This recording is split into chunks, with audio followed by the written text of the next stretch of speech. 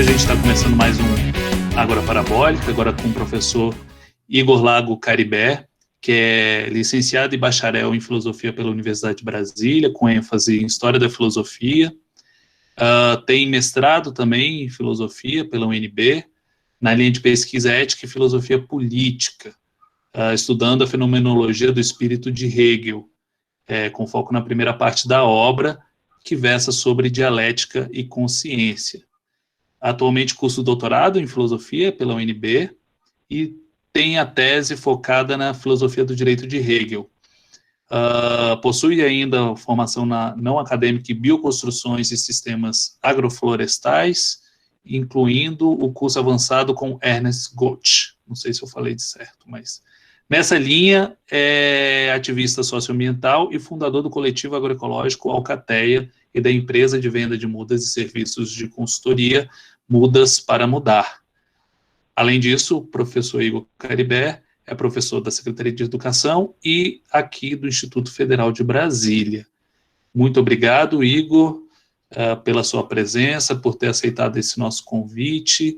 E hoje o Igor vai conversar com a gente sobre o tema Covid-19 e a transição planetária, que me chamou muita atenção esse título proposto pelo Igor, e eu gostaria de saber por que vivemos uma transição planetária, de que maneira que a gente vive uma transição planetária atualmente, Igor? Muito bom. Obrigado, Pedro, pela apresentação. Agradeço também a primeira pergunta, agradeço a todos os presentes. E, sem delongas, a ideia do nosso título, né, ela traz como digamos assim, um fio condutor o reconhecimento de que não apenas a gente está passando por uma situação, né, de um abalo em relação a um problema aí, sanitário, mas simultaneamente, né, a gente vai tentar entender a ordem das coisas, mas simultaneamente é possível perceber que as estruturas sociais, elas também não estão muito estáveis, né? Então, a gente está passando por um momento em que há uma aparente convulsão social diretamente relacionada ao evento do novo coronavírus. Esta convulsão social, ela demonstra empiricamente, por assim dizer, que algo já não está mais no lugar, né? Então, quando a gente fala em transição, a ideia é falar que estamos passando de um momento, de uma forma de organização da vida para uma outra forma de organização da vida, né? Então, o meu apelo nesse sentido, com o título do nosso encontro, é trazer à baila essa constatação de que a gente está com a nossa forma de vida está sendo abalada, né? Ela está passando por modificações, e me parece que essas modificações elas têm fundamentos estruturais, né? Não seriam modificações apenas de superfície, mas modificações que, ao meu ver, elas tendem a transformar o paradigma da nossa forma de vida, né? Essencialmente o modo como nós vivemos. E a questão é, para onde estamos indo? Né? O que tipo de paradigma nós vivemos e que tipo de novo mundo, né? De novo mundo, ou de novo paradigma de forma de vida se avizinha no nosso horizonte, né? Nesse sentido, eu acredito que seja importante para que a gente possa ter condições de alguma forma se sentir um pouco seguros nessa tentativa de vislumbrar este horizonte de futuro, para isso, talvez seja útil que a gente entenda primeiro como chegamos até onde nós estamos e o que do que está acontecendo acontecendo em função dessa história que nos trouxe onde a gente está, né? Se a gente, o tipo de pesquisa que eu faço ora, para que eu possa entender o presente, eu preciso reconstruir o presente a partir das suas mediações históricas. E essas mediações históricas, elas vão então nos apresentar um pouco melhor a concretude do tempo presente, né, da nossa contemporaneidade. E é justamente reconstruindo, a partir dessas mediações históricas, o nosso presente, que a gente pode entender o que está acontecendo no momento atual, diante de uma crise como a crise da Covid-19, né, com a epidemia em seu estágio de pandemia do novo coronavírus e sua doença, que é a Covid-19. O porquê que a gente está vivendo o que a gente está vivendo, a explicação disso provém do modo como a gente se constituiu historicamente no nosso presente, né? Então a gente tem tendências dessa história, do fundo da nossa história, existem tendências que nos mostram o que está acontecendo hoje e nos mostram também o que, caso essas mesmas tendências que explicam o que está acontecendo hoje permaneçam, o que é possível esperar em relação ao dia de amanhã.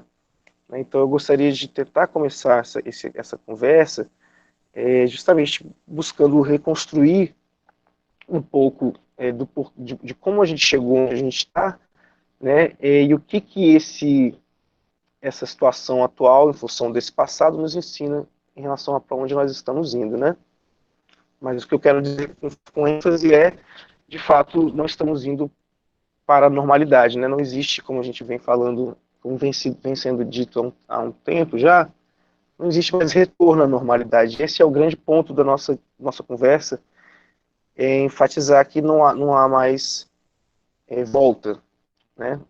O que quer que aconteça, se voltar é uma volta que não é uma volta para a mesma situação, né? É uma volta, às vezes, que pode ser uma volta de retrocesso, né? Não uma volta à normalidade, mas uma volta que regrida, né? Uma regressão. A gente pode estar diante da possibilidade de uma regressão social, né?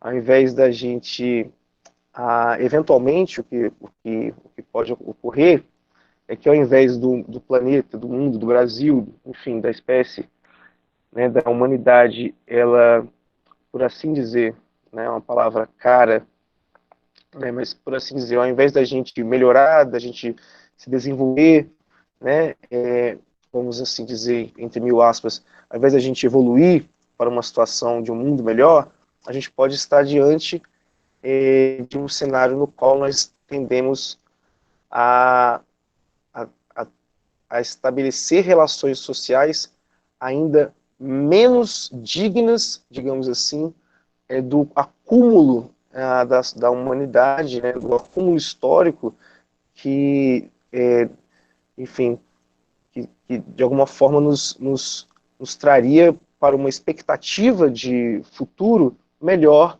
do que o que eventualmente pode acontecer. Ou seja, a gente pode ter, infelizmente, eventualmente o futuro não fará jus ao acúmulo histórico, ao acúmulo histórico do ponto de vista do acúmulo das nossas instituições, do acúmulo do nosso pensamento, da nossa capacidade reflexiva, do acúmulo da capacidade do direito, do acúmulo das instituições jurídicas, né? Do acúmulo de toda a experiência humana. O acúmulo da experiência humana, infelizmente, talvez ele não veja o que seria de direito à humanidade esperar em relação ao futuro. E aí a gente tem que tentar entender o que pode ser que eventualmente faça com que as melhores tendências da humanidade para que o mundo de amanhã fosse melhor do que o mundo de hoje ou de ontem não aconteçam. O que pode estar bloqueando que as melhores tendências que nós temos não se realizem, né? E aí a minha hipótese é de que é exatamente isso que bloqueia as melhores tendências humanas se realizarem, é exatamente aquilo que está transformando o que era para ser um problema sanitário numa crise sanitária que eventualmente, na realidade, seja uma crise social, né? Não propriamente sanitária como a causa da crise, né? Essa é a questão, né? Mas vou voltar para você, não sei se eu pude começar a apresentar mais ou menos por onde é que eu tenho pensado o assunto, né? Vai lá, Wesley, pode fazer sua pergunta aí, você que é apresentador aqui. Oi, gente, boa noite. Eu estou aqui que nem as crianças que aparecem no jornal. Subi aqui no morro para poder acessar a internet, para poder participar aqui com vocês. Igor, você, nessa introdução, trouxe para nós, né, que a Covid, essa crise que nós estamos vivendo planetariamente, abre possibilidades para uma transição. Mas o que a gente vê, acompanhando as notícias, é que, por exemplo, a Alemanha foi um dos únicos países, se não o único, que no seu processo de retomada econômica passa a repensar uma série de questões, né? Seja a relação da economia com o meio ambiente, enfim, organização social. No mais, grandes potências, como os Estados Unidos, como a Inglaterra, como o Brasil, não deixa de ser uma potência, estão apenas doidos para retomar, doidos para recomeçar. Ainda que o novo normal implique em algumas modificações, como o uso de máscaras e etc. e tal. Tem espaço realmente para a transição? Certo. É muito boa a sua pergunta. Veja, quando a gente olha, por exemplo, para o caso dos Estados Unidos, do Brasil, e aí, por exemplo, a Inglaterra, que, né, hoje a gente tem como primeiro lugar no mundo em número de casos, os Estados Unidos, na sequência, né, no Brasil, depois está a Rússia, né, em quarto lugar está aí a Inglaterra, né, eu, como estou com dificuldades aqui de acesso à internet, eu não consigo ver agora exatamente os dados de número de mortos desses países. Eu sei que a gente já está aí no mundo para mais de 400 mil mortos, né? Se quiser eu posso falar aqui, Igor, essas estatísticas. Os números de mortos A gente tem na Inglaterra, por exemplo. 400 mil mortos no mundo. Estados Unidos tem 114 mil mortes. O Reino Unido tem 41 mil. A Rússia. E o Brasil, 39.672 mortes hoje. E a Rússia? A Rússia tem... tá com um total de 6.358 mortes. No total. Então, vejam, é bem por aí a questão. Quando a gente vê um país como a Alemanha ela apareceu na mídia, né, e continua ainda aparecendo como um exemplo, né, um exemplo no combate ao coronavírus. Por quê? Porque teria conseguido manter um relativo número de óbitos baixo, né? Eu não sei agora quanto está, isso deve estar na casa dos 5, né, imagino, 1.000 óbitos, 5, 6 mil óbitos que eles devem ter hoje. Eu não estou com acesso aqui agora, mas deve estar nessa faixa, né? E aí a gente vinha falando neles como esse exemplo de combate. Bem, realmente é um exemplo diante do número de casos que eles tinham, né? Então eles conseguiam isolar muito rapidamente os casos por meio da quantidade de testes, né? E aí fazer um tipo de acompanhamento necessário para que esses casos não se tornassem óbitos. Fosse um grande número de casos, mas que não se convertesse em um grande número de óbitos. Não é bem o que acontece, por exemplo, com o Brasil, ou com os Estados Unidos, ou com a Inglaterra, né? São países que têm uma grande quantidade de casos, mas também tem uma grande quantidade de óbitos, né? Então, quando a gente olha a Alemanha com baixo, mil aspas, né, porque 5, 6 mil mortos não é baixo jamais, mas diante do número de quase 40 mil mortos no Brasil, por exemplo, ou dos mais de 100 mil mortos nos Estados Unidos, quando a gente olha os aproximadamente 6 mil mortos aí na Alemanha, parece um número baixo em relação ao resto dos demais, desses demais países, que também são países de grandes economias, né? E aí a gente vê um país como esse, justamente, demonstrando uma preocupação em mudar alguma coisa, digamos assim, no âmbito aí das suas estruturas econômicas, produtivas, da sua relação com o meio ambiente, etc. Né? Ou seja, um país que de alguma forma se coloca disponível, né, se apresenta para o mundo que, olha, não vamos repensar alguns modelos né, fundamentais aqui da nossa organização social. Um país que está conseguindo controlar. Países que não estão conseguindo controlar, como os Estados Unidos ou o Brasil, eles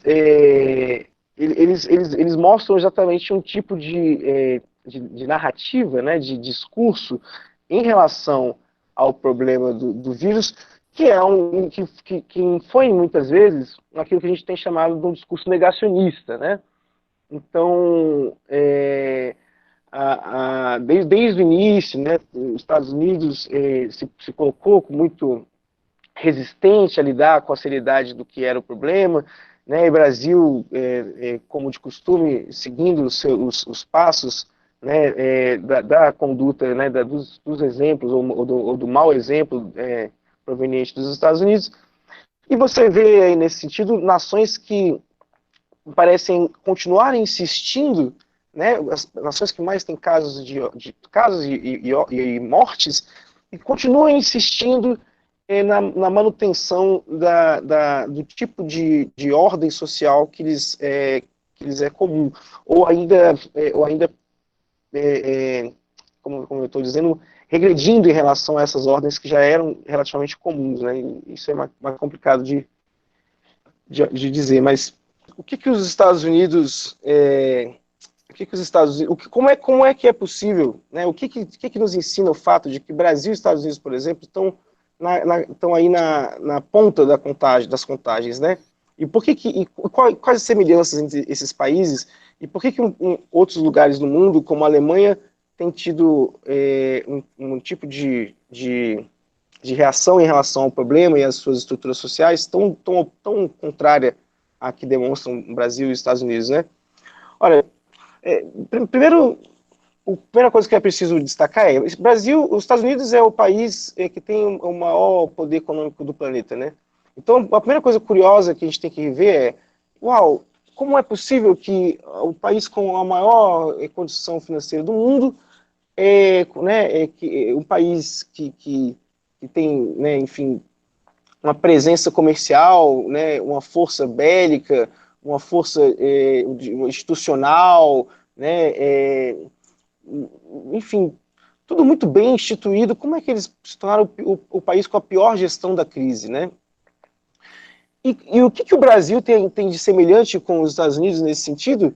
Né, que, enfim, o Brasil está longe de ser o país mais rico do mundo, né, mas é o segundo país, né, na sequência apenas dos Estados Unidos. Quais são as nossas semelhanças, né? Bem, parece que a gente tem uma semelhança aí também com a Inglaterra, né, que vem no terceiro lugar em número de casos e terceiro lugar em número de óbitos, né? Quarto lugar em número de casos, não é isso? Em terceiro lugar em número de óbitos, que é o seguinte: tanto o Brasil, quanto os Estados Unidos, quanto a Inglaterra, são países que foram constituídos nos últimos tempos, em termos, né, das suas políticas, por meio de vamos dizer assim, práticas um tanto quanto questionáveis do ponto de vista democrático, né?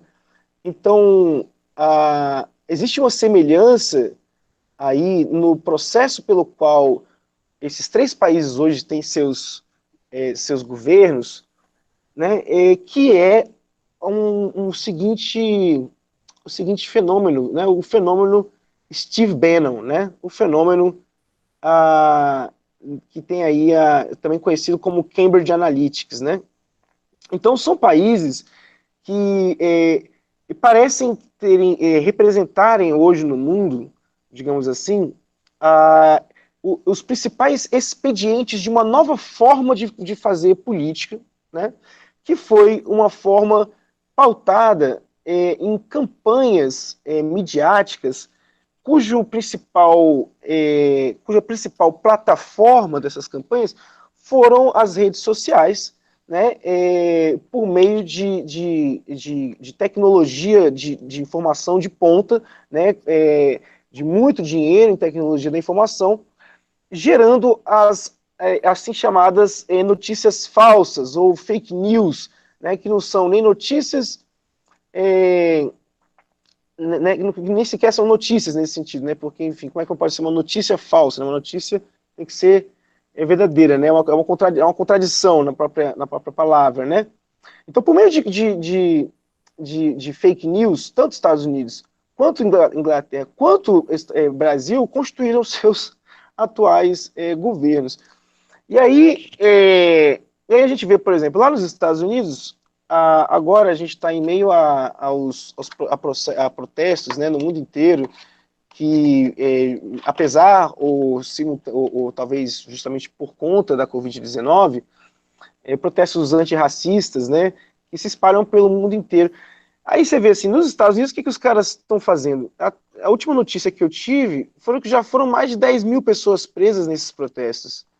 Né? Assim, uau, um país que se diz democrático, né? Que buscou levar, digamos assim, pelo menos retoricamente, a bandeira da liberdade, da democracia para outros lugares, contra ditaduras no Oriente Médio e coisas semelhantes, né? Aqui na América do Sul, né? Tal. E aí os caras, no meio de um processo de revolta popular, mais do que legítimo, né, porque, enfim, abundam evidências históricas e abundam evidências recentes do porquê de tamanha indignação do povo americano, e apesar da legitimidade completa dos protestos, o país prende 10 mil pessoas. Então, são algumas evidências que nos mostram o tipo de política que está em curso nesses lugares. Aqui no Brasil, né, não fica muito atrás, né, o tipo de política que está sendo feita por um governo que foi eleito de modo, e aí o que eu quero dizer, é ilegítimo, né, porque tanto lá quanto aqui, quanto na Inglaterra, você colocar governos por meio de processos de mentiras, né, isso é uma afronta ao próprio processo democrático. Então, assim, a subida ao poder, digamos assim, desses representantes dessas nações, ela é, desde a sua origem, uma subida que não se justifica, que não se legitima, né, que é fraudulenta. Né? No Brasil, hoje, a gente está, inclusive, vendo, não acompanhei os últimos aspectos dessa história, mas está no TSE o processo que busca caçar a chapa, né, do atual presidente Bolsonaro e seu vice Mourão, justamente por conta da ilegitimidade do processo eleitoral. Né? Então, olhar os Estados Unidos, o Brasil e a Inglaterra como exemplos dessa transição só é uma coisa que nos ensina se a gente olhar eles como o exemplo de uma transição para pior. Né? Se a gente olhar para esses países como o que pior pode acontecer no mundo, aí a gente tem o exemplo dos 3 piores países em termos de números de mortos. E que são, não coincidentemente, essa é a questão, países que ergueram suas gestões governamentais por processos fraudulentos. Então há algo aí, desde antes mesmo da Covid, né, há algo aí que já vinha se encaminhando desde antes mesmo da Covid, em relação ao que esses países pretendem representar numa eventual, podemos chamar assim, nova ordem mundial, né, porque a nova ordem já estava aí posta, mas parece que algo de novo também estava sendo organizado por estes países. Quando a Covid vem, parece que este algo de novo dá as caras de um modo um pouco mais evidente, né? No Brasil, a palavra que está marcando esta, né, que está evidenciando esta possível transição para pior é a palavra fascismo, né? E quando a gente vê nos Estados Unidos 10 mil pessoas sendo presas, não é difícil imaginar que, apesar de todo o histórico internamente, por assim dizer, democrático daquele país, eu digo internamente porque a gente sabe que os Estados Unidos é um país imperialista, que pratica um neocolonialismo em outros lugares do mundo, mas internamente um país com instituições fortes. E aí a gente se pergunta, será que também nos Estados Unidos estamos sob o risco de uma eventual ascensão fascista? Ora, estão prendendo 10 mil pessoas, né? Igor, Então, diga. até sobre isso, enfim, eu acho que você chegou num ponto que é interessante, é perceber que os 3 países com o maior número de mortes no mundo, e não são os países, necessariamente os países mais populosos do mundo, né? Mas são populosos, de certa maneira, até que a Inglaterra nem tão populosa assim, principalmente quando você compara com Índia, China, ou mesmo com o Brasil, mas são os 3 países governados pela extrema-direita, são os países com o maior número de mortos dentro, por conta dessa pandemia. Exato. Enfim, como você lembrou bem, os 3 países, os 3 chefes de governo aí, o Trump, o Bolsonaro e o Boris Johnson, eles são governantes que ascenderam por meio daquilo que a gente chama de fake news, que são essas notícias, mais do que fake news, não foi só não cresceram só sobre o fake news, mas por mentiras cotidianamente repetidas. Uhum. E que essas mentiras, vamos pensar que o Boris Johnson é a principal imagem do Brexit, né, da saída do Reino Unido da União Europeia, que aconteceu muito por conta do que se vendeu, de que o Reino Unido não era um país melhor, não tinha mais e melhores empregos por conta dos migrantes que só apareciam na Inglaterra por conta de fazer parte dessa união, não apenas aduaneira, mas uma união que garantia a livre circulação de seus cidadãos, né? E, enfim, o Boris Johnson cresceu nisso. A Cambridge Analytica é a empresa que conseguiu fazer com que, digamos assim, as mentiras contadas, elas entranhassem dentro da sociedade inglesa. Os Estados Unidos, o Trump ascendeu mais ou menos da mesma maneira, também com um discurso forte contra os imigrantes, e no Brasil a gente não tem problema de imigração, mas um discurso sobre esse inimigo que é um inimigo interno, né, que é o inimigo da esquerda, os comunistas, os homossexuais, as mulheres, os negros, enfim, todos aqueles que supostamente por eles dividiu o país. A grande questão que eu estou querendo colocar é que eles foram baseados em uma grande mentira. Inclusive, esses países também, eu não sei ao certo a Inglaterra, vou colocar, eu não sei ao certo o Boris Johnson, mas tanto o Trump quanto o Bolsonaro, eles também são considerados negacionistas climáticos, né?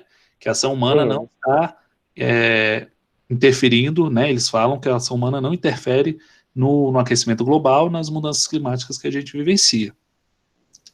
E o que acontece, assim, uma das coisas que me parece muito evidente é que essa tendência que a gente viu na Itália também, com Matteo Salvini, o Viktor Orbán, enfim, uma série de governantes de extrema-direita. Eu estou colocando só esses aqui porque são os que teve mais mortos. Na Índia, o governante da Índia também, de extrema-direita, também numa postura mais negacionista. Todos esses países, esses chefes, né, essas lideranças políticas que se constroem em cima da mentira, se constroem em cima da mentira porque a verdade não é tão evidente. não há uma evidência visível de que os fenômenos climáticos estão mudando pela ação humana. Não é tão evidente, não é tão visível, sensível, que os imigrantes produzem desemprego ou piores empregos, né? Ou não produzem, né? Que, na verdade, ele é perceptível que eles estão ali ocupando algum tipo de emprego, geralmente os piores, mas não é perceptível que o impacto deles é positivo, digamos assim. E que é positivo você fazer parte de um mundo sem fronteiras, ou com menores fronteiras. Então, assim, não é perceptível que eles mentem, essa é a grande questão. O que talvez essa epidemia, a pandemia esteja trazendo é o desnudamento dessa realidade, né? Eu não sei se você concorda, que, assim, que não dá para, por mais, eu estou falando assim, você desnuda isso, mas, enfim, os negacionistas continuam negando, mas o restante do mundo que não é negacionista percebe muito claramente que essas pessoas se baseiam na mentira. Então, o Bolsonaro, em certa medida o Trump e o próprio Boris Johnson, fala assim, não, a gente não precisa fazer isolamento, é só continuar a vida do jeito que está, porque as pessoas não vão morrer, e as pessoas estão morrendo agora. A pessoa se contamina em 3 semanas, morre 3 semanas depois. Então, assim, é muito evidente o erro crasso que essas pessoas estão levando. E aí a minha pergunta é, essa pandemia, digamos assim, a ascensão da extrema-direita, me parecia muito claro que vinha por meio, utilizando os meios tecnológicos, me parecia uma tendência, uma onda gerada, enfim, eu queria até te perguntar, gerada pelo quê? Qual é os motivadores dessa tendência da extrema-direita se erguer em vários lugares do mundo? Seria o próprio neoliberalismo que levaria a isso? E o que a Covid-19, a pandemia, basicamente, está fazendo é fazendo com que essas mentiras se desmanchem, assim, né? O que vinha sendo sólido se desmanchasse no ar. Assim como o neoliberalismo, porque é um outro ponto, assim, os neoliberais deixaram de ser liberais, né? Porque vários deles, tirando os nossos aqui, estão falando que o Estado precisa intervir na economia, senão vai afundar. Precisa, enfim, estimular a economia, senão vai afundar. Vários liberais estão fazendo isso, menos o do governo brasileiro.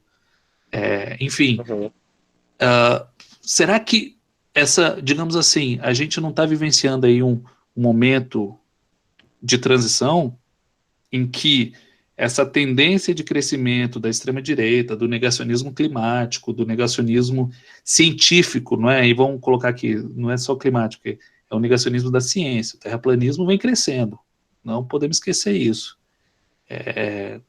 Então, a antivacina vem crescendo. Enfim, vários movimentos de negacionistas da ciência vinham crescendo ou vêm crescendo, inclusive encontrando aí uma certa força aqui na nosso país nesse momento de pandemia. A pandemia vai ser um fator que vai fazer com que esse movimento retorne ou volte a diminuir? Essa seria a minha pergunta. Desculpa pelo tempo aí. Imagina. Olha, de fato, quando discursos que tinham esse apelo, né, na própria intangibilidade dos mesmos, né, e se sustentavam na medida em que, justamente, né, não posso verificar, então vai levando, um processo retórico, ele dá conta, né, quão bem você organiza a apresentação das ideias ali, enfim, com determinados elementos simbólicos, né, com determinados jogos de linguagem, você vai elevando, vai aumentando o número de adesões em relação a essas ficções, né, essas pseudociências, né. Agora, você toca num ponto chave, né, que é, bem, mas a Covid-19 veio, né, e começa a mostrar que uma série dessas expectativas, na verdade, nunca foram de fato realidade, né? Então, o que a gente parece, o que parece estar acontecendo, né, é que sim, de fato, a Covid-19 ela desnuda, ela tem desnudado as contradições já presentes no sistema, de modo geral, né, e que no sistema, eu quero dizer assim, no sistema capitalista, né, nas suas relações, nas contradições entre o mundo, entre as demandas do capital e o mundo do trabalho, né, as contradições entre a esfera produtiva, né, e a esfera de consumo e a realização, de realização do que se produz, né, e todo o caminho para que isso aconteça, né. Então, as contradições entre o mundo do capital, né, entre o capital e o mundo do trabalho, elas às vezes vão sendo empurradas com a barriga, né? Elas vão, você vai deslocando essas contradições de um lugar para o outro, etc. E você consegue manter ali um país como, por exemplo, os Estados Unidos consegue, por processos, né, neocoloniais, né, vai levando, vai expandindo sua produção, usando de mão de obra de outros lugares, etc., e vai conseguindo manter ali internamente, né, as coisas de uma forma, uma aparência, né, mas essencialmente, né, aquilo que não aparece é o fundamento do que aparece. E aí aquilo que não aparece, às vezes está lá num país periférico, né? Por exemplo, o Brasil. Né? Por exemplo, o Brasil, que nos cumpre, né? Assim, se a gente pega alguns modelos, né, teóricos, né? Se a gente pegar como referencial teórico, por exemplo, a teoria da dependência, né? Que é um desenvolvimento da teoria marxista com foco aí nessas relações coloniais, etc. Quando a gente pega uma matriz referencial como a teoria da dependência, a gente entende que o Brasil ele é uma economia que cumpre um papel na periferia do sistema capitalista, que é um papel agroexportador, né, de mão de obra barata, né, de exportação de minérios. A gente continua como aquele velho celeiro do mundo, né? Então, e aí vem a questão, bem, mas o que foi que aconteceu para que o mundo né, chegasse nesse cenário de grandes países com governos de extrema direita? O que aconteceu, né? Bem, o que aconteceu, ao que me parece, né? Assim, com base nas análises que a gente vem fazendo, que a gente pode acompanhar, o que parece ter acontecido é que a gente teve a crise de 2007, 2008, né? A crise imobiliária, que começou como uma crise imobiliária, em 2007, 2008, ela foi uma das maiores crises do sistema dos últimos tempos. Né? Não foi tão grande quanto o que está acontecendo agora, né? Talvez também, salvo engano, não foi tão grande quanto 29, mas entre agora e 29 está 2008, né? Salvo engano, essa é a realidade. Então, com a crise de 2008, o que a gente viu foi a necessidade do sistema se reerguer, né? Afinal de contas, as crises elas são cíclicas, as crises elas acontecem, é normal para o capitalismo que hajam crises, né? A questão é o que ele faz depois da crise, né?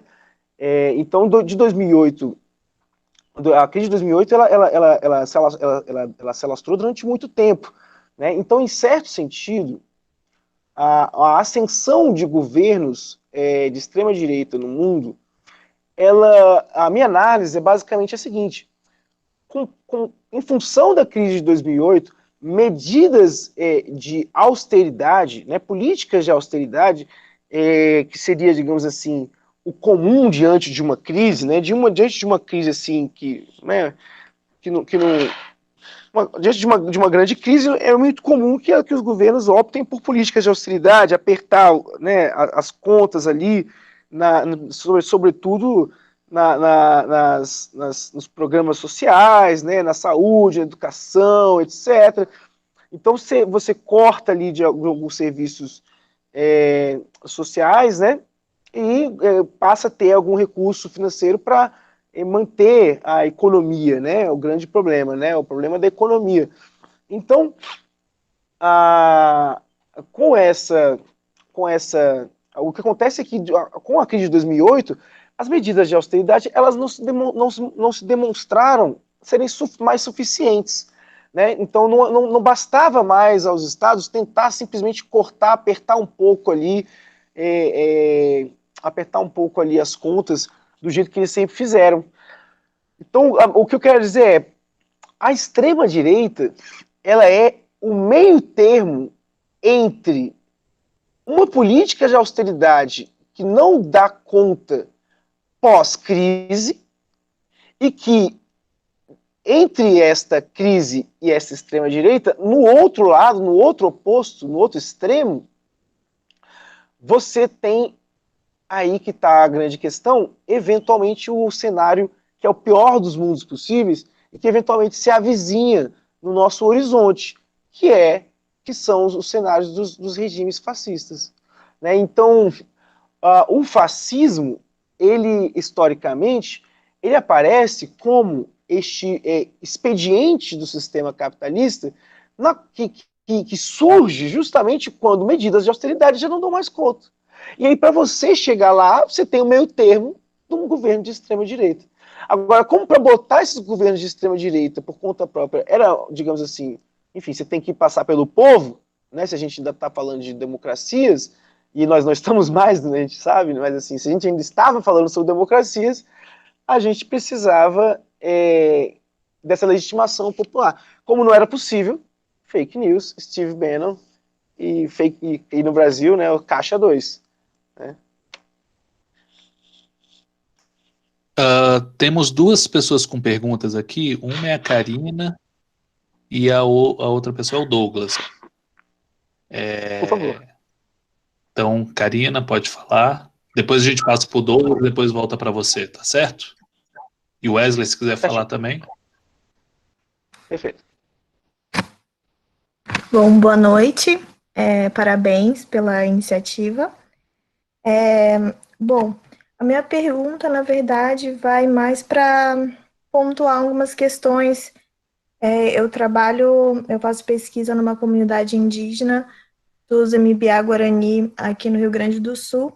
E, bom, a gente entende que a forma que partículas e corpos encontram-se posicionadas no globo são de maneiras estratégicas, ou seja, as pessoas, o que vai definir quais pessoas vão sofrer mais, né, dentro dessa pandemia. Povos indígenas, trabalhadores e informais acabam sendo afetados, né, de maneira mais intensa. E com isso a gente vê a necessidade de construir políticas públicas de proteção para combater a necropolítica, né, a biopolítica, enfim. Então, como pensar em uma construção de solidariedade local e global com essas políticas, né, de proteção nesse cenário de rearticulação da extrema-direita, né, que está sendo muito bem mencionado por vocês. Seria mais essa questão. Muito obrigada. Vou fechar aqui o microfone. Opa. Muito boa pergunta. Se puder anotar aí para o Douglas poder fazer, Igor, porque às vezes você consegue responder as duas. Tá. Douglas? Opa, boa noite aí a todos. Boa noite, Igor. Acabei chegando aí um pouco atrasado, não peguei o início da conferência, mas a gente vê que, enfim, a gente está passando especificamente no Brasil, mas não só no Brasil, mas também no cenário político internacional, uma crise política e também uma crise sanitária, né? E aí a gente vê a confluência entre essas duas crises, que no Brasil e exatamente nos países que foram citados tomam dimensões trágicas, né? E aí a pergunta que eu queria fazer é como é que se interpreta, né, as últimas manifestações, né, em que a esquerda volta a sair às ruas, né, depois de todo esse tempo de isolamento, né, enfim, né, de quarentena, e volta a ocupar esse espaço, né, as ruas, né, que antes estava sendo hegemonicamente ocupado, né, pelos movimentos de direita, extrema-direita. É isso. Muito bom. Karina e Douglas, agradeço a pergunta de vocês. Bem, se eu entendi a pergunta, se eu conseguir captar aqui na anotada direitinho a pergunta da Karina, basicamente a ideia é como é que a gente pode organizar, como a gente pode pensar em organizar redes de solidariedade diante da ascensão da extrema-direita. É mais ou menos essa a sua pergunta, Karina?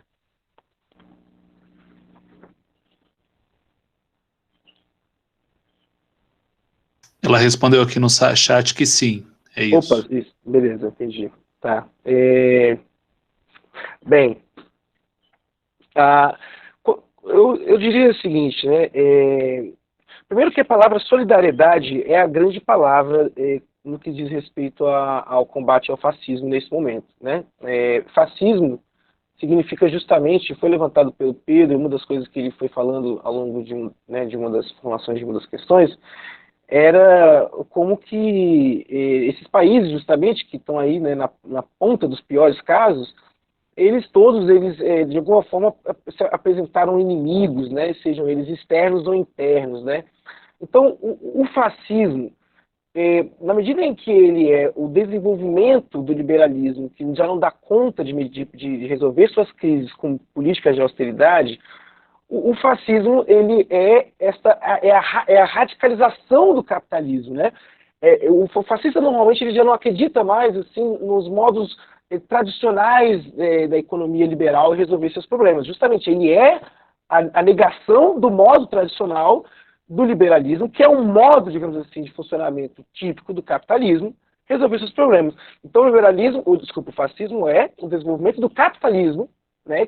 Cujo paradigma liberal não dá conta por meio dos mecanismos tais quais a austeridade, né? Então, nesse cenário, o cenário é um cenário que o fascista ele se encontra no cenário como o seguinte: é como se o Estado, né, o país, o povo estivesse em vida, em risco de vida, em risco de morte, né, no caso. A situação é mais ou menos essa. A situação que esses sujeitos veem as coisas, né, para a gente tentar ser justo com eles, é que é mais ou menos a seguinte: olha, o mundo está em frangalhos, né, a gente está vivendo um cenário apocalíptico, digamos assim, precisamos intervir, precisamos resolver o assunto. E aí, para isso, você identifica, então, você tem aí essa questão do inimigo. E por que a questão do inimigo é importante para a gente entender a questão da solidariedade? Porque o inimigo ele é digamos assim, a radicalização da ideia de um concorrente, né? Que é um desses fundamentos da lógica, da prática capitalista, né? O concorrencialismo, né? Todo mundo é contra todo mundo, né? Assim, na nossa sociedade, né? Então, de fato, o homem é o lobo do homem, né? Então, assim, isso basicamente num terreno, né, das práticas comerciais é isso, todo mundo é inimigo uns dos outros, né? E aí, quando você vê que a população, que a nação está em risco de vida, é preciso então identificar este inimigo que está sendo o principal obstáculo para a manutenção da unidade, né? Esta unidade um tanto forjada, né, fictícia, que é criada como narrativa para lidar com o problema da crise econômica. Então, diante do problema da crise econômica, cria-se uma narrativa de um inimigo como uma forma de falar: olha, a gente tem aqui uma solução para os problemas, e essa solução ela significa identificar aqui o nosso, né, algo que dá para combater, digamos assim, algo que dá para você enfrentar e combater, enfim, com os meios que forem necessários, incluindo aí os meios do fazer morrer, né, digamos assim. Então, A solidariedade ela aparece como o extremo oposto dessa lógica, né? Como que essas redes elas acontecem e se apresentam, né? Porque a gente está vivendo é muito angustiante, né? De fato, é muito sofrível, né? Há muita gente chorando, né? Todos os dias toda a população deve estar passando por dificuldade muito grande de lidar com o que está acontecendo e saber que está tudo piorando por ocasiões de desgovernos, né? Então, como é que essa solidariedade ela emana? Eu acho que a primeira coisa que se destaca é o fato de que as coisas só não estão piores, por conta, por ocasião de uma série de pessoas que são a maioria das pessoas que somos nós, trabalhadores, né? Então, se não fossem os trabalhadores, sobretudo nos serviços essenciais, né, para manterem a sociedade minimamente funcionando, as coisas estariam 1000 vezes piores do que elas estão, né? Então,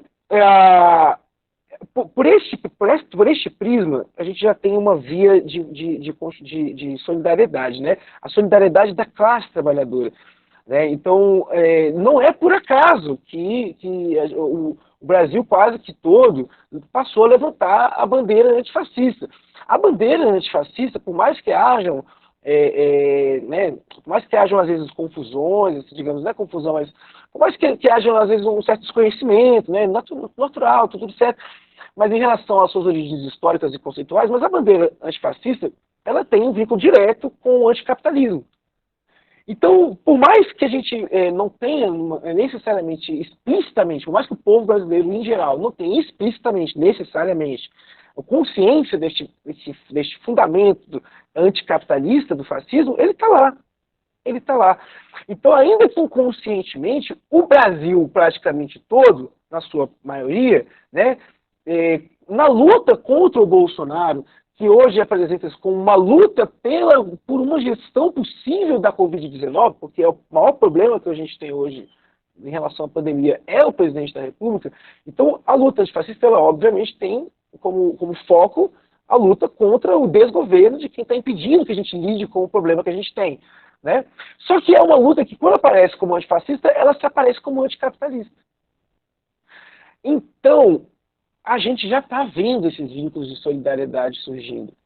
Este tipo de vínculo de solidariedade eu chamaria de consciência de classe, né? Eu chamaria de consciência de classe e faria ainda o destaque para o seguinte aspecto.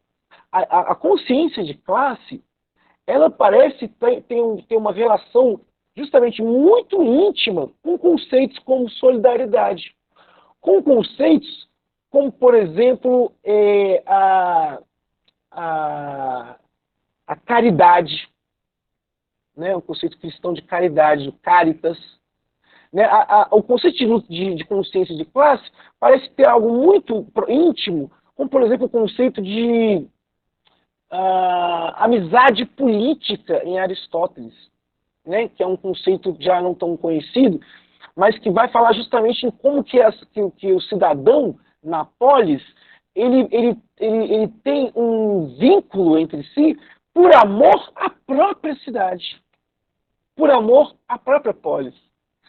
Né? É esse tipo de amizade política que parece estar contida no conceito de consciência de classe e no conceito de solidariedade. A solidariedade, ela é justamente a criação desses laços, né, desses vínculos que dão suporte para além necessariamente, né, que não se prendem necessariamente aos suportes já instituídos do ponto de vista institucional. Né? Então, as redes de solidariedade, elas são, via de regra, redes de suporte provenientes da sociedade civil, né? Que se organiza de uma forma ou de outra, mais ou menos, para ser uma alternativa, digamos assim, a estas necessidades, enfim, de todos nós, né? Então, eu acho que a primeira coisa a gente já estamos vendo esses vínculos surgindo, e a gente vê isso também, gostaria de fazer esse destaque,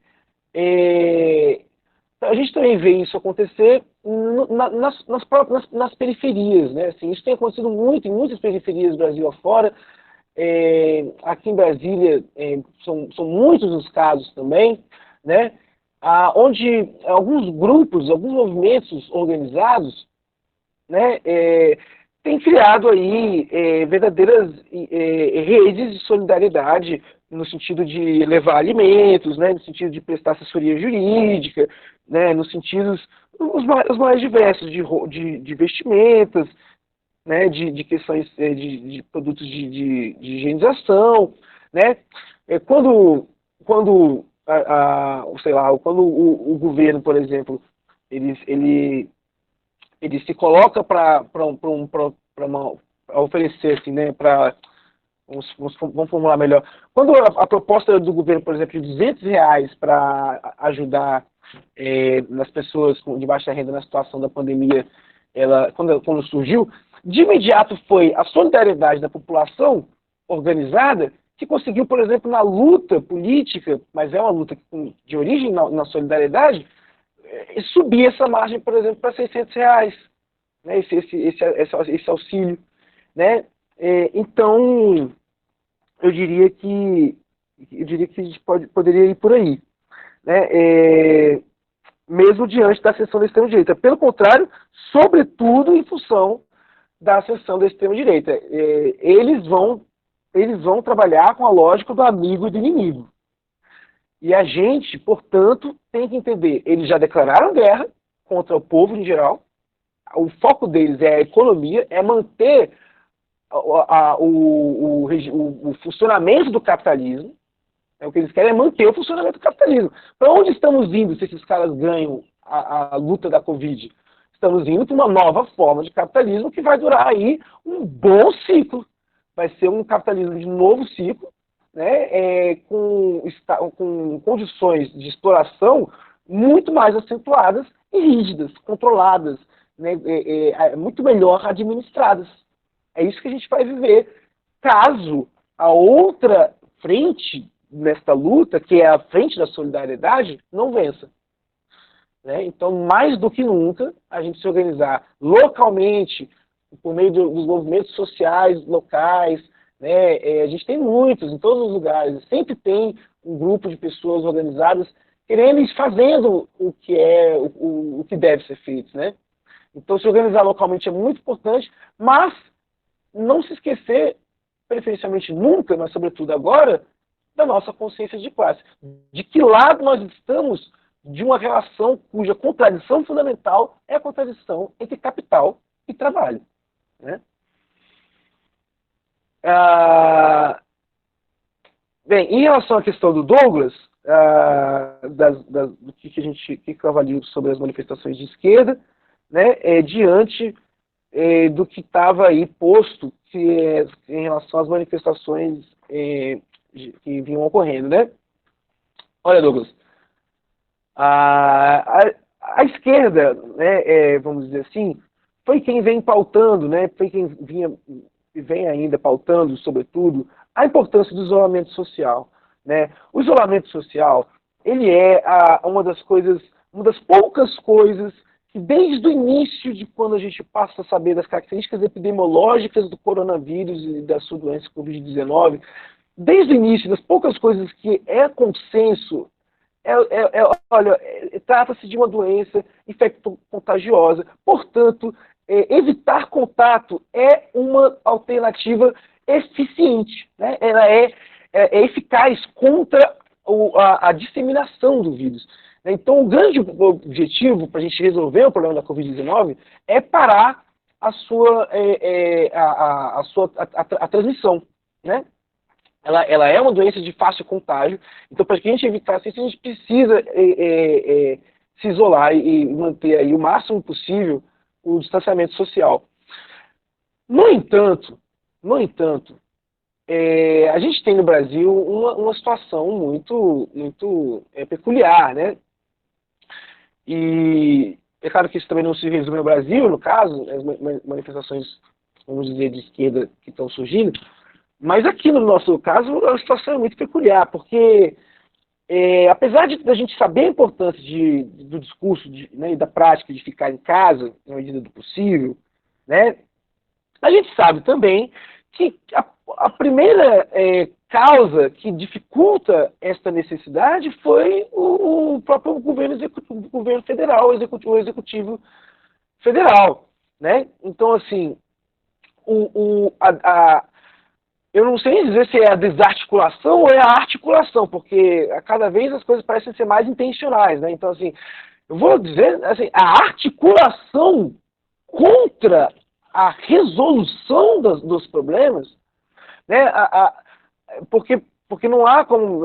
Hoje eu acho muito difícil que alguém consiga ainda defender que não é intencional tudo que foi feito, né? E que ainda vem sendo feito por parte do Executivo Federal, né, e do governo de modo geral, né? E da sua equipe de modo geral, né? Então, a articulação pela impossibilidade de que o Brasil se saísse bem dessa situação em que a Covid nos colocou, ela torna a necessidade do isolamento algo praticamente cuja eficiência é mínima. A gente nunca alcançou os 70% que são recomendados para a gente poder abaixar a curva de contágio, por exemplo, que é o que a gente falava o tempo todo. Vamos, como é que a gente falava? Já saiu dos principais, né, assuntos relativos à Covid, porque eu acho que já nem consegue mais ter essa esperança, né? Mas era vamos abaixar a curva de contágio, né? Acho que era essa a expressão. Vamos reduzir, vamos achatar a curva de contágio. Para a gente achatar a curva de contágio, a gente precisava ter conseguido os 70%, era o ideal. A gente nunca chegou nem perto disso. E nem em lugares como Brasília, que é um simulacro, ou seja, que é um lugar que não é exemplo do que pode acontecer em lugar nenhum do mundo, ou praticamente, né? Porque, enfim, a gente sabe, Brasília, né? Enfim, isso aqui não é exemplo, né? Isso aqui, o que acontece aqui não é uma bolha, né? Brasília é uma bolha. Então, para esse lugar que é um simulacro, que é uma bolha, mesmo aqui a gente não conseguiu, né?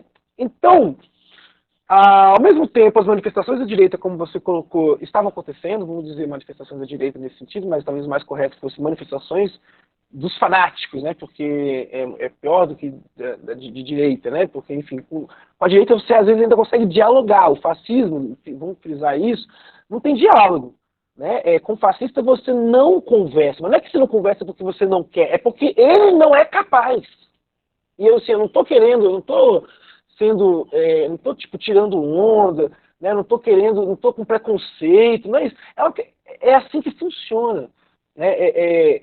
Funciona de tal forma que infelizmente, as pessoas que ainda defendem o que está acontecendo, elas estão num nível de, vamos dizer assim, de deformação da concretude da vida tamanha que você não consegue mais dialogar. Não é à toa, né, que os discursos de ódio, né, não é à toa, né, a questão do discurso de violência, né, não é à toa, né, as gritarias, né, não é à toa a questão das armas, etc. Por quê?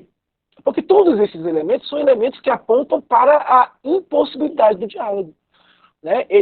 O diálogo não é uma via possível para um fascista, né? Ele não dialoga, ele simplesmente vai levar adiante na medida que for possível aquilo que está, enfim, orientando esses caras.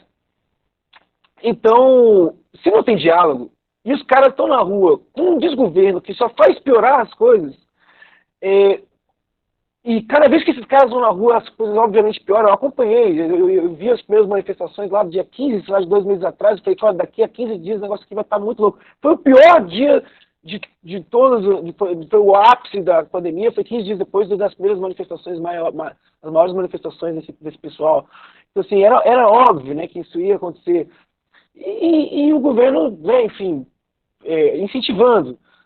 Nesse cenário, o discurso do fica em casa, ele tem que ser mediado, né? A gente tem que rever o fato de que se a gente quer que as pessoas fiquem em casa, para que haja um isolamento social efetivo, É preciso combater a causa do que impede esse isolamento social efetivo. E o que impede esse isolamento social efetivo? Ora, é o governo não fazer uma série de medidas, né? Ou deixar de fazer o que vem fazendo, sei lá, pô, a troca de dança de cadeiras com o Ministério da Saúde, por exemplo, é uma coisa vergonhosa, né? A gente ter aí militar na cadeira do Ministério da Saúde, uma equipe de militares por detrás, e o outro recente que entrou e saiu na mesma, como que nem passe de mágica, né? O Wizard, né?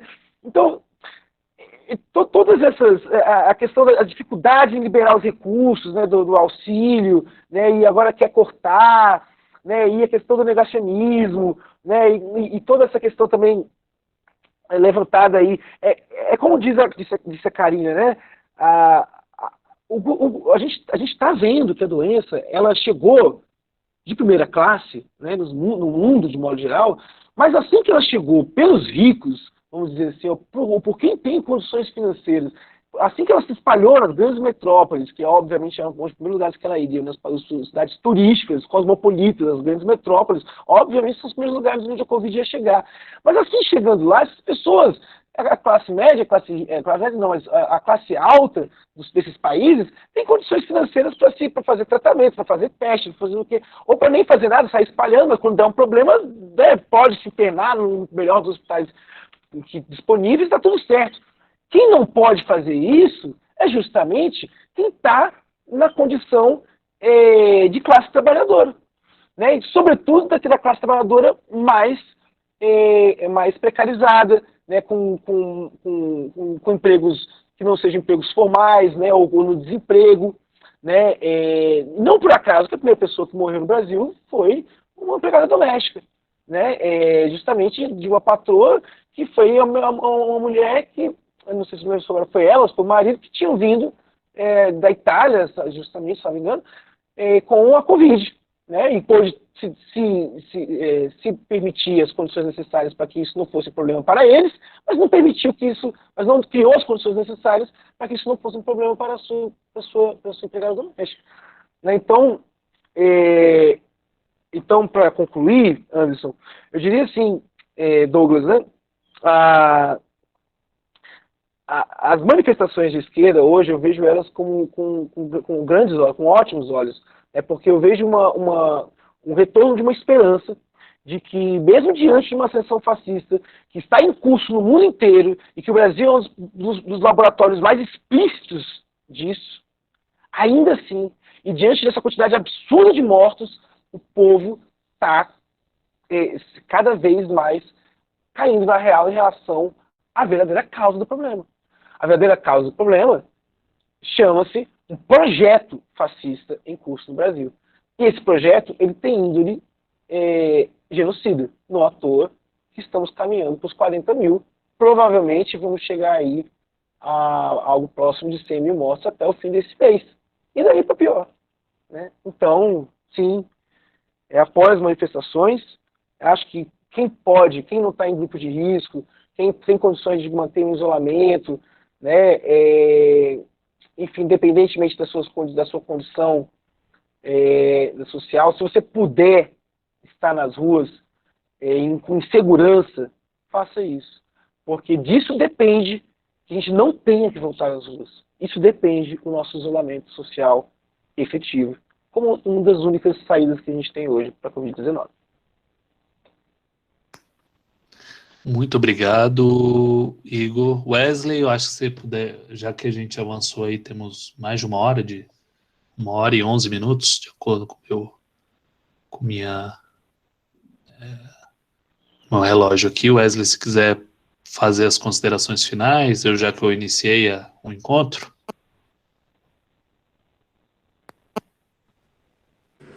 Opa, bom, não sei se serão as considerações finais, né? Talvez tenham mais pessoas que queiram dar sua última palavra, seu último apontamento. Mas dizer que o Igor, né, ao responder as perguntas e enfim, ao traçar esse cenário, esse panorama, né, para a gente poder pensar as possibilidades, né, que se apresentam em função dessa crise que nós estamos vivendo, a crise econômica, a crise sanitária. a gente vê um caminho árduo, né? Essa transição, como ficou claro aí, né? Se no primeiro momento, quando a gente vê a chamada do programa, né? A Covid e a transição planetária. Esperançoso que sou, né? A gente pensa assim, a transição para algo melhor. Mas como o Igor deixou claro aí, é evidente, a transição ela também pode ser para pior, né? E encontrar aí, fazer a leitura acertada do momento que a gente atravessa é importante para a gente tentar pegar a tangente para a melhor saída, né? E os desafios são grandes, né? A nível internacional, mas aqui no nosso país, os desafios são grandes para que a gente possa, enfim, encontrar saídas que sejam razoáveis, né? Num momento de insanidade total, um sanatório geral que a gente está vivendo. Então, assim, os desafios são realmente gigantescos. O enfrentamento a essa ascensão, né, fascista, anticientífica, racista, né, enfim, que a gente vive, requer muito da gente. E realmente, Igor, como você disse, as manifestações elas acenderam um pouco de esperança, né? Eu acho que desde o golpe de 2016 estava todo mundo um pouco assim quieto, não sei, esperando um pouco os próximos capítulos, né? Mas ainda assim não saíram setores importantes para as ruas, né? Eu entendo a delicadeza do momento, como você disse, no momento em que nós atingimos recorde de mortes no Brasil, a população começa a ir para a rua indignada. Uma contradição do ponto de vista das questões de segurança, né, sanitárias, mas politicamente era quase que inevitável que as pessoas saíssem às ruas. Mas ainda faltam setores importantes, né? Os sindicatos, os partidos políticos. Houve quem quase criticou ou olhou com desconfiança os movimentos, né, que saíram para as ruas em São Paulo, das torcidas organizadas, com medo do que aconteceu em 2013. O Lula foi uma dessas pessoas com uma crítica até razoável, mas esses setores, né, a esquerda brasileira e os partidos políticos e os sindicatos, enfim, precisam também fazer frente a isso e participar de uma forma mais enérgica. Enfim, não vou delongar aqui, mas é isso. Os desafios são enormes, nos colocam inclusive numa situação de contradição, ao mesmo tempo que nós necessitamos urgentemente de garantir as condições para poder diminuir a curva, enfim, deixar com que as pessoas fiquem em casa com segurança, com acesso à alimentação, com acesso à água, energia. Nós estamos precisando sair para as ruas, né? Então o nosso desafio não é fácil. Quero agradecer o cenário que você expôs aqui para a gente e as perguntas que também foram muito instigantes. Imagina, eu que agradeço o convite, né? Acho que é um debate que não se encerra, pelo contrário, a gente está vivendo esse debate, né? Então, todos os dias são assuntos que enfim, nos rondam, né? Faço o convite, né, a quem por acaso tiver interesse em acompanhar como a gente está desenvolvendo esses debates, essas reflexões, né? Hoje eu não estou em muitos lugares aí no mundo virtual, mas eu tenho uma página no Instagram, né? Então, caso pessoas aqui presentes queiram acompanhar, eu mantenho sempre uma série de reflexões que eu venho divulgando pela plataforma do Instagram. Eu também tenho um Twitter, né? A gente também está com um grupo de colegas também da filosofia, e estamos nos organizando para uma plataforma de comunicação audiovisual mais constante também, né? Estou aqui sempre, aí isso será divulgado certamente nas minhas redes pessoais nesse primeiro momento, então quem quiser acompanhar aí, né, puder seguir a gente nessas plataformas, seria, nesse caso, a melhor maneira.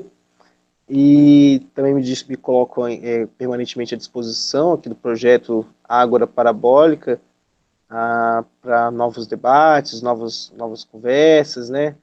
Esse assunto mesmo, eu fico ainda completamente à vontade para uma segunda rodada, né? Um assunto que a gente não venceu, naturalmente, ele ainda poderíamos entrar aqui horas a fio nesse assunto, né? Tanto do ponto de vista da sua tematização, contextualização, quanto em relação a essa transição que a gente anuncia, né? E aí, assim, dizer, por fim, dizer apenas que, para não ficar uma coisa muito depressiva, assim, né?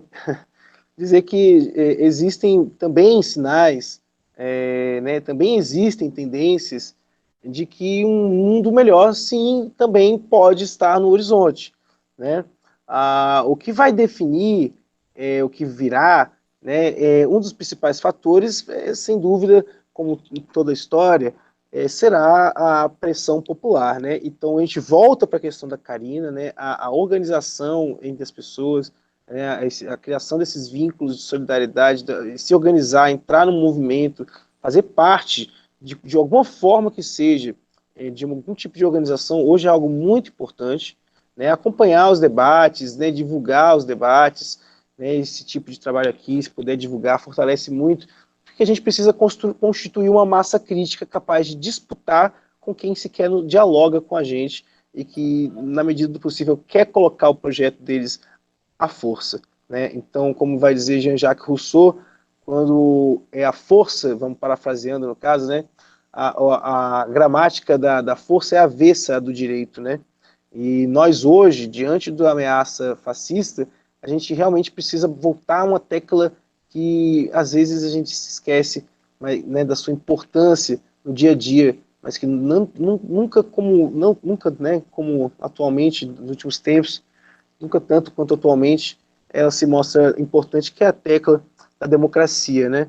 Então, a gente precisa se fortalecer para disputar a permanência da democracia, se a gente quer, inclusive, melhorar uma série de outras coisas que são problemas já estruturais, né, que justamente vêm sendo apenas justamente desnudadas nessas contradições do sistema, pela crise atual, né? Mas, para a gente resolver esses problemas, ambientes democráticos são necessários. E uma verdadeira democracia é uma democracia popular, né? Ela é uma democracia participativa, é uma democracia que tem a presença do povo, né? E aí, nesse sentido que eu deixo a deixa, digamos, de que a gente olhe um outro sinal de um outro mundo que está aí batendo cada vez mais forte nas portas de todos nós, que é um mundo de um outro eixo, né, que não mais está sobre o império do imperialismo, né, norte-americano, mas é esse eixo que está abalando o mundo inteiro, né, que é esse eixo China, né, justamente esse eixo que se organiza em torno, sobretudo, da China, mas que passa por uma série de outros países, né, aqui na América Latina, né, como a gente tem o caso da Venezuela, que vem passando por tentativas de golpe mais uma vez, né, e, enfim, o Vietnã, por exemplo, ali do lado da China, é um exemplo, assim, os países os países alinhados a este outro eixo, digamos, que se coloca cada vez mais forte no horizonte do mundo atual, eles deram verdadeiros exemplos de combate à Covid-19, né? As pessoas às vezes ficam mas é uma ditadura lá, imagina se esses caras estão mentindo, esses dados. Gente, a própria Organização Mundial da Saúde atesta a validade dos dados, entendeu? É a mesma que atesta a validade da Alemanha, por exemplo, né? Então, sim, Vietnã tem 0 casos de mortes com relação ao coronavírus. E não é só porque o Vietnã não é uma metrópole que nem, sei lá, Nova York, né? E uma cidade, não é porque o Vietnã não é uma cidade cosmopolita. Sim, é também, pouca gente visita o Vietnã, mas ele é um país fronteiriço com a China, meu Deus do céu, faz fronteira terrestre, né? Então, assim, tinha todas as condições, exceto o fato de que não era um país cosmopolitano, são quase 100 milhões de habitantes no Vietnã, né? Tinha todas as condições para estar pipocando de casos e mortes lá, e os caras conseguiram dar conta do recado. Assim Então, como a Argentina tem dado conta do recado, né? Cuba, entendeu? Os maiores exemplos estão alinhados a um outro tipo de proposta econômico-política que faz frente com o imperialismo. Então existe sim no horizonte uma outra possibilidade. Essa outra possibilidade, ela me parece ser a possibilidade do poder popular, né? E isso tem normalmente a alcunha de socialismo. Né? Isso tem normalmente a alcunha de socialismo como uma condição institucional para dar voz ao povo na forma de uma democracia. Né? O socialismo não é ditadura, etc, etc. O socialismo, ainda que envolva regimes que eventualmente tenham, em algum aspecto, alguma centralização, né, eventualmente maior do que outros tipos de regimes, mas a rigor o que está em questão é dar voz e poder ao povo. Não é por isso, não é por outra razão, senão o povo acima de tudo, de fato, que esses países estão dando exemplo para o mundo. Porque é o povo desses países que importa a esses países nesse momento. E não, né, digamos assim, a situação econômica, como vai ficar diante da crise sanitária. Né? Então, uma crise sanitária, para um verdadeiro país, é uma crise que tem que ser vista antes, uma crise que ameaça a sua população, né? E não a sua economia. E para inteirar os exemplos, os países chefiados por mulheres, como a Islândia, Perfeito. a Alemanha e Nova Zelândia, que apesar de serem também, né, países capitalistas ou social-democratas, né, não sei, talvez a Islândia, mas conseguiram também obter bons resultados, né? Que é outro sinal, né? É outro sinal deste mundo que talvez seja o mundo que a gente quer, né? Porque o que a gente tem que entender com a Covid-19 é o que o mundo que a gente vive o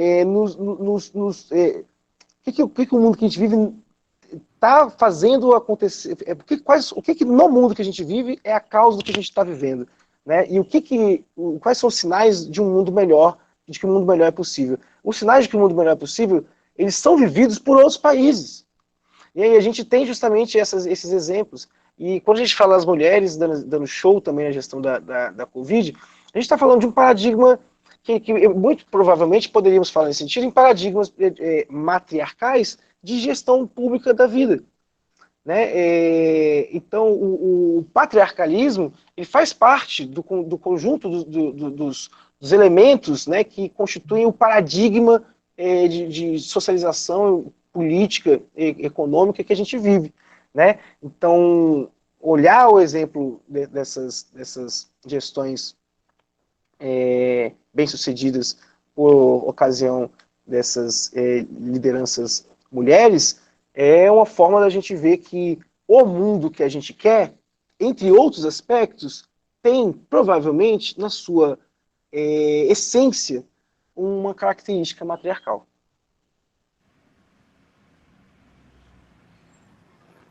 É isso, valeu, Pedro.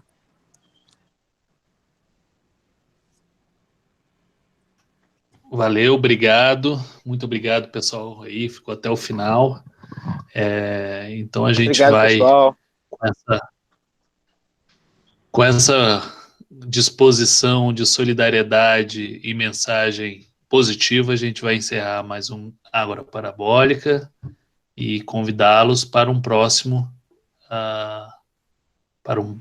encontro que deve acontecer aí na próxima semana, enfim, ou dentro do máximo de 15 dias.